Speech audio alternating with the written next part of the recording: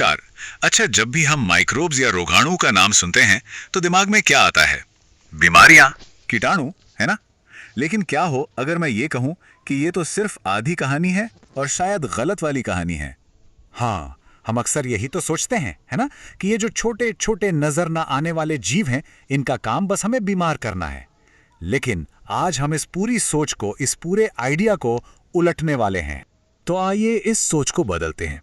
सच्चाई तो ये है कि यही माइक्रोब्स, यही रोगाणु हमारे ग्रह के सबसे मेहनती, सबसे जरूरी वर्कर हैं। वो अनसीन वर्कर्स जो पर्दे के पीछे रहकर हमारी पूरी दुनिया को चला रहे हैं। चलिए देखते हैं कैसे। ठीक है, तो शुरू करते हैं। सबसे पहले उन चीजों की बात करते हैं जो हम रोजमर्रा की जिंदगी में इस्तेमाल करते हैं, पर शायद हमें यह अंदाजा भी नहीं कि उन्हें बनाने में इन्हीं माइक्रोब्स का हाथ है। जरा इस टेबल पर नजर डालिए। ये तो बस एक छोटी सी झलक है कि माइक्रोब्स हमारे लिए क्या क्या बना रहे हैं। जैसे कि एस्परजिलस नाइजर, एक फंगस, हमें सिट्रिक एसिड देता है जिससे चीजों में खटास आती है, और सैक्रोमाइसिस नाम का यीस्ट वो इथेनॉल बनाता है। ये तो सिर्फ चंद मिसालें हैं। असल में ये माइक्रोब्स छोटी छोटी केमिकल फैक्ट्रियां हैं जो हमारे लिए काम कर रही हैं। अच्छा, कभी सोचा है कि जो बोतलों में जूस मिलता है वो इतना साफ, इतना क्लियर क्यों होता है? जब हम घर पे जूस बनाते हैं तो वो तो ऐसा नहीं होता। तो आखिर इसका राज क्या है? जी हाँ, इसका राज भी माइक्रोब्स ही हैं। कंपनियां पेक्टिनेज और प्रोटीएज जैसे एंजाइम्स इस्तेमाल करती हैं जो इन्हीं माइक्रोब से मिलते हैं। ये एंजाइम्स जूस के रेशों को तोड़ देते हैं जिससे वो एकदम साफ शफाफ हो जाता है। तो ये जो क्लियर जूस है, ये नेचुरली ऐसा नहीं होता। ये एक माइक्रोबियल प्रोसेस का कमाल है। और बात सिर्फ जूस पर खत्म नहीं होती। जो हमारे डिटर्जेंट में लाइपेज एंजाइम होता है ना, जो कपड़ों से तेल के जिद्दी दाग हटाता है, वो भी अक्सर माइक्रोब से ही बनता है। देखा, ये हमारी रोजमर्रा की जिंदगी में कितने काम आते हैं। चलिए अब इंडस्ट्रियल प्रोडक्ट से एक कदम आगे बढ़ते हैं और चलते हैं दवाइयों की दुनिया में।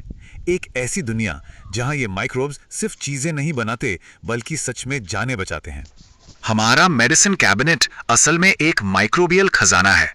फंगस और बैक्टीरिया से हमें कुछ ऐसे चमत्कारी मॉलिक्यूल्स मिलते हैं जैसे कि स्ट्रेप्टोकाइनेज। ये हार्ट अटैक के मरीजों के लिए क्लॉट बस्टर का काम करता है। या फिर स्टैटिन, जो हमारे ब्लड कोलेस्ट्रॉल को कम करते हैं। ये दवाइयां सीधे सीधे माइक्रोब से आती हैं और जिंदगियां बचाती हैं।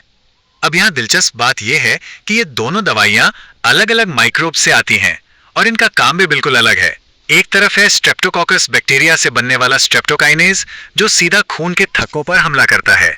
दूसरी तरफ है मोनास्कस यीस्ट से बनने वाला स्टैटिन जो कोलेस्ट्रॉल बनने के प्रोसेस को ही रोक देता है। ये एक बेहतरीन मिसाल है कि माइक्रोब्स कितने वर्सेटाइल और ताकतवर हो सकते हैं। अच्छा, तो व्यक्तिगत सेहत से हटकर एक बहुत बड़े सामूहिक चैलेंज की बात करते हैं।